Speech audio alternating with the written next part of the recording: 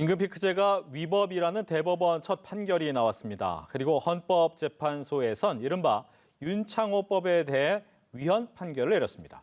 오늘은 주요 판결 소식 손정혜 변호사 그리고 김민아 시사평론가와 함께 짚어봅니다. 안녕하십니까? 안녕하세요. 어서 오십시오. 먼저 임금 피크제를 위법이라고 대법원이 판결을 했는데 어떤 판결 내용인지 그리고 왜 이런 소송이 시작된지도 궁금합니다. 이제 임금 피크제라는 거는 정년을 보장을 하되 근로자의 정년을 보장을 하되 일정 연령 이상이 됐을 때는 이제 임금을 삭감할 수 있도록 하는 그러한 제도를 말하는데요. 이 제도가 좀 논란이 된 거는 이 2011년부터 2014년까지 임금 피크제가 적용된 거에 대한 임금 삭감분을 다시 좀 돌려달라라는 소송을 이제 한 사례가 있기 때문입니다. 그래서 이게 이제 계속해서 재판에서 이제 논란이 된 건데 이 재판의 이제 핵심 취지는 이렇게 나이가 많은 사람에 대해서 임금을 그냥 삭감하도록 하는 그렇게 적용하는 임금 피크제의 경우에는 이게 고령자 고용법에서 이 고령이라는 이유로 이제 차별당하는 것을 금지한 이런 조항을 위배하는 것이다라는 게 핵심 논리였거든요. 이게 사실 좀 재판이 좀 오래 끌었는데 결론적으로 이제 대법원은 합리적 이유 없는 임금 피크제에 대해서는 결국 이제 위법으로 판단한다라는 결론을 내린 겁니다. 그래서 이전에 이제 1심, 2심의 결론을 그대로 이제 좀 확립을 했고요. 그래서 1억여 원 정도의 이제 그동안에 삭감된 임금을 보전하도록 이렇게 했는데 다만 이게 합리적 이유가 없는 임금 피크제의 경우에는 위법이다라고 판단을 한 것이고 그러면 합리적 이유가 뭔지에 대한 이 기준이 있어야 될 거 아닙니까? 그래서 이 기준에 대해서 이제 대법원이 나름대로 이제 밝힌 여러 가지 지금 기준이 있습니다. 그래서 애초에 임금 피크제가 예를 들면 그냥 단순히 기업의 어떤 인건비를 줄이기 위한 목적이라든가 이런 것만을 이유로 도입돼서는 안 된다라든지 그리고 임금 피크제를 적용할 경우에 그 임금 피크제로 어떻게 이 좀 감경된 인건비나 이런 부분들을 정년을 보장하거나 또는 이제 거기에 해당하는 어떤 복지를 강화하는 데 써야 된다랄지 그다음에 또 임금 피크제를 적용해서 임금이 좀 삭감된 경우에는 업무량을 좀 줄여줘야 된달지 이렇게 합리적인 어떤 이유와 이런 것들이 있는 그러한 임금 피크제를 이제 적용해라라는 게 대법원의 이제 이 판결 내용이다라고 볼 수가 있겠습니다. 네. 최근 몇 년간 임금 피크제를 굉장히 많이 도입을 해왔어요, 기업들이. 그러면 이 판결이 나오고 나서 이미 도입하고 있는 기업들 입장에서 어떻게 대응을 해야 됩니까? 일단 제도적 논의가 불가피해 보입니다. 노사 간에 굉장히 이제 불협화음이 있을 수 있고 논쟁도 있을 수 있고 또 다수의 소송이 제기될 가능성 배제하기 어려운데요. 이 사건이 임금 피크제 자체를 전부 무효다, 위헌이다라고 본 건 아닙니다. 합리적인 기준과 합리적인 어떤 차별이 정당화될 만한 사유가 없이 단순히 나이가 많다는 이유만으로 임금을 깎는 것은 급여를 줄이는 것이 이제 위헌적이라는 소지이기 때문에 개별 사정, 개별 회사마다의 사정을 이제 두루두루 살펴볼 수 있는데 예를 들면 업무량이나 직종에 관한 어떤 강도는 똑같은데 임금만을 깎는 회사 같은 경우는 전부 무효라거나 전부 수정이 할 수밖에 없는 구조적인 이제 한계에 다다랐다 이렇게 보셔야 될 것 같고요. 네. 특히 임금을 이제 삭감한다고 하더라도 복지를 늘려준다거나 원래 정년이 몇 년까지였고 또는 정년이 보장이 되지 않는 회사지만 정년을 늘려준다던가 이런 합리성이 뒷받침되면 또 유효하다라고 평가될 가능성이 있거든요. 네. 그래서 구체적인 조건을 재조정하는 논의가 필요하고 노사 간에 좀 여러 가지 협의가 필요한 시점이다 이렇게 말씀드릴 수 있고요. 말씀하신 것처럼 대법원에서는 합리적인 기준이 이렇게 제시하고 있습니다. 도입 목적이 정당해야 되고 특히 실질적인 임금의 삭감이 얼마나 그 삭감되나 그 기간은 얼마인지를 명확히 할 필요가 있다. 그리고 감액된 재원이 그 목적의 정당성 그러니까 예를 들면 청년 고용을 활성화한다던가 어떤 회사의 어떤 노동 생산성을 높이는데 기여를 해야 되는데 단순히 사주의 이익만을 위해서 금액이 줄어들어서는 안 된다. 그러니까 복지에라도 활용을 해야 된다라는 거죠. 이런 여러 가지 조치들이 좀 필요한다는 것이고 만약에 연령 많은 이로 이렇게 급여를 깎았을 때는 그 해당 근로자의 근로시간을 줄여주는 등의 합리적인 조치가 따라야지 근로자만 일방적으로 나이가 들었다고 임금 삭감하는 것은 불합리하다라는 취지입니다. 네. 뭐 잠깐 얘기를 해주셨지만 보통 이제 나이가 많은 사람들의 임금을 좀 깎아서 청년의 일자리를 만들겠다라는 것이 기본 취지이긴 했어요. 그런데 이렇게 많은 사람들이 과연 그러면 거기에 대해서 합당하게 판결이 이렇게 나왔지만 우리는 받아들이겠다 이렇게 할 수도 없을 것 같아요. 그렇습니다. 지금 노동계에서는 실제 임금 피크제 도입 당시에 이제 논의가 지금 말씀하신 대로 청년 일자리라든가 이런 것들이 굉장히 좀 이 청년들이 취업을 할 수 없는 환경으로 조성되어 있기 때문에 이러한 것들에 대해서 기업들이 청년 고용을 좀 늘리게 하기 위해서라도 임금 피크제를 도입을 해가지고 고령층의 어떤 임금을 좀 삭감하되 대신에 청년 고용을 늘려야 된다. 이걸 가능하게 하려면 임금 피크제 도입이 필요하다. 이런 논리로 이제 도입이 많이 됐던 거거든요. 그런데 실제로 지금 와서 좀 상황을 짚어보면은 임금 피크제를 도입한 이런 기업, 이 상당히 많은 기업들이 뭐 300일 이상 사업자의 절반 정도가 지금 도입을 했는데 이런 상황에서 청년 취업이나 이런 문제가 해소가 됐느냐? 그렇지 않고 오히려 임금 피크제가 어떤 이제 기업의 인건비를 그냥 좀 이 감소시키는 것에 한한 그런 효과를 거두는 것에 지나지 않느냐라고 이제 노동계는 반발을 하고 있습니다. 그래서 이번 대법원 판단에 대해서도 노동계는 일단 이렇게 임금 피크제 좀 이 뭐랄까 합리적이지 않은 부분에 대해서 임금 피크제에 제동을 건 것에 대해서는 좀 환영한다는 입장이에요. 다만 노동계는 이제 근본적으로 임금 피크제는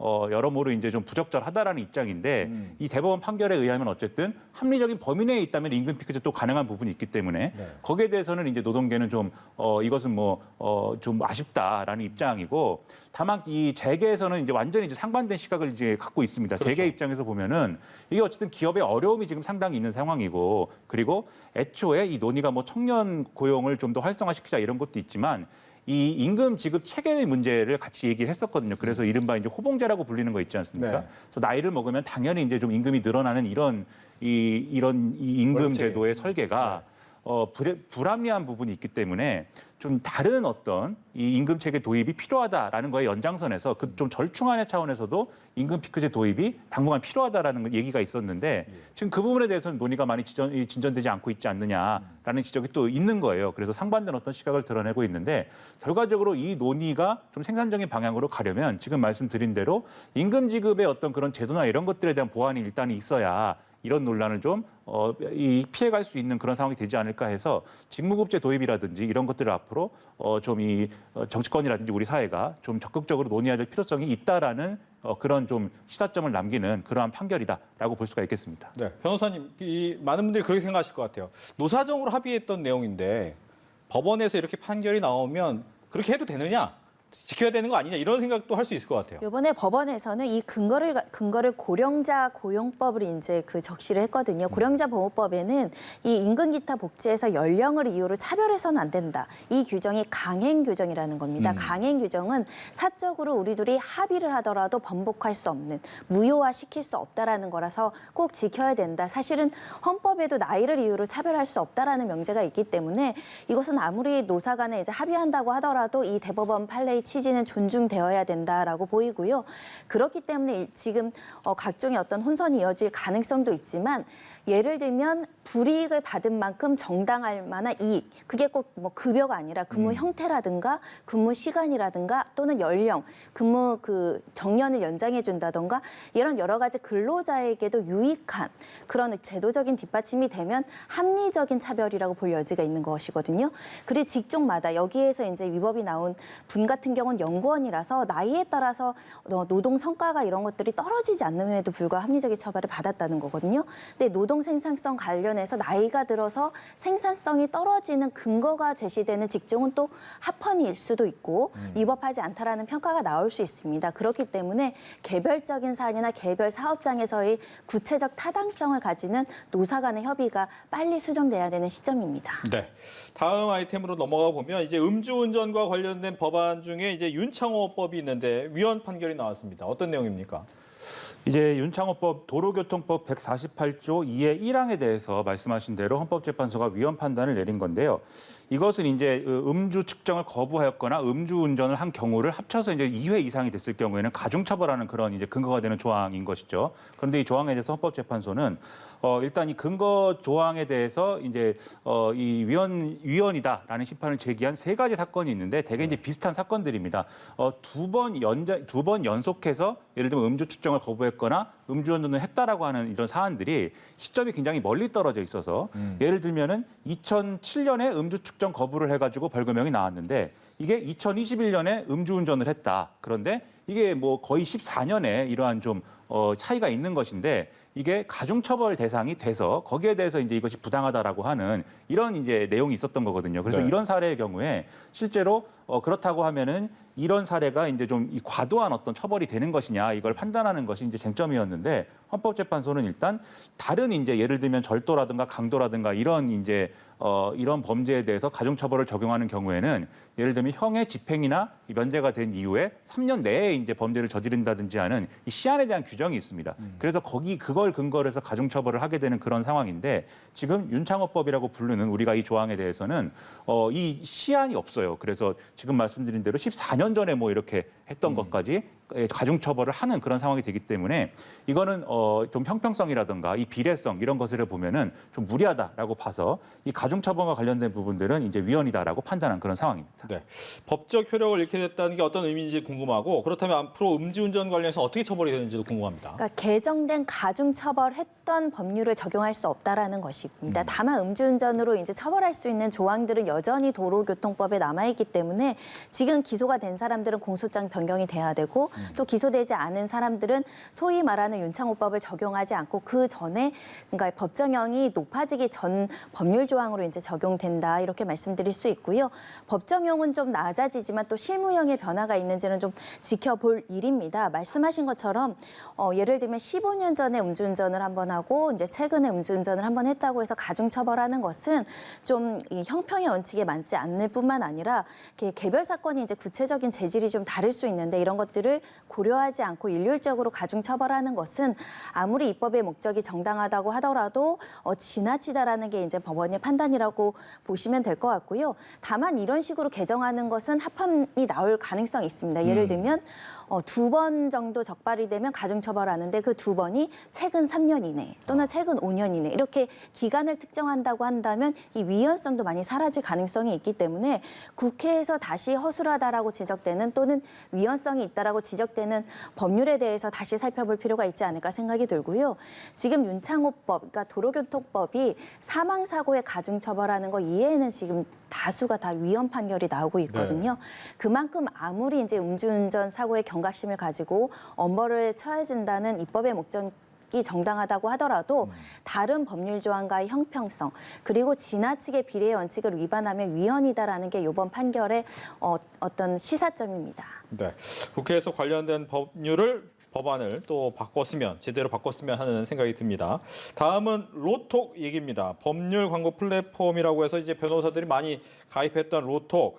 이 가입을 막은 대한변호사협회 내부 규정이 사실상 헌법에 위반된다. 어떤 얘기인지 알려주시죠. 이 로톡이라는 이제 서비스가 있습니다. 사실 이제 좀 여러 가지 범죄라든가 또 변호사라든가 이런 것에 관계가 없는 분들은 생소한 서비스일 수 있습니다. 네. 그런데 어쨌든 이게 굉장히 뜨거운 현안인 것인데요. 로톡이라는 거는 이 변호사하고 또 그다음에 그런 법적인 어떤 서비스를 받아야 되는 이용자를 연결시켜주는 일종의 이제 온라인 플랫폼입니다. 그래서 변호사는 이 로톡의 일종의 이제 온라인 광고를 이제 좀 이렇게 의뢰하는 것이고 네. 그리고 이용자들이 자기가 받고 싶은 서비스를 이 온라인 플랫폼 안에서 이 변호사를 통해서 조력을 받을 수 있게 하는 어떤 연결을 시켜주는 서비스인데 매칭해 주는 거군요. 그렇습니다. 그리고 원래는 여기서 이제 예를 들면은 이런 죄의 경우에는 형량이 아마 이 정도도 나올 것이다. 뭐 이런 서비스 제공을 했었는데 이것도 뭐 이 여러 가지 논란이 있어서 지금은 서비스 제공 안 한다고 해요. 어쨌든 이 플랫폼에서 이렇게 일종의 광고의 방식으로 이제 변호사들에게 의뢰를 받아서 이용자 연결시키는 것에 대해서 대한변협에서는 이게 변호사법 위반이다라고 판단을 했습니다. 그래서 변호사가 아닌 자가 이 어떤 이 광고를 받아가지고 변호 서비스를 제공하는 거에 대해서 변호사법이 금지하고 있기 때문에 이걸 위반하는 것이다라고 판단을 해서 지난해 5월달에 이 대한변협의 규정을 그래서 이것을 막는 방식으로 어떤 좀 변경을 했습니다. 그래서 그 내용이 이제 어떤 이 플랫폼 업체에게 광고를 의뢰하는 것에 대해서 거기에 참여한 어떤 변호사들을 징계를 가능하게 하는 이러한 규정의 개정이 이루어졌던 건데요.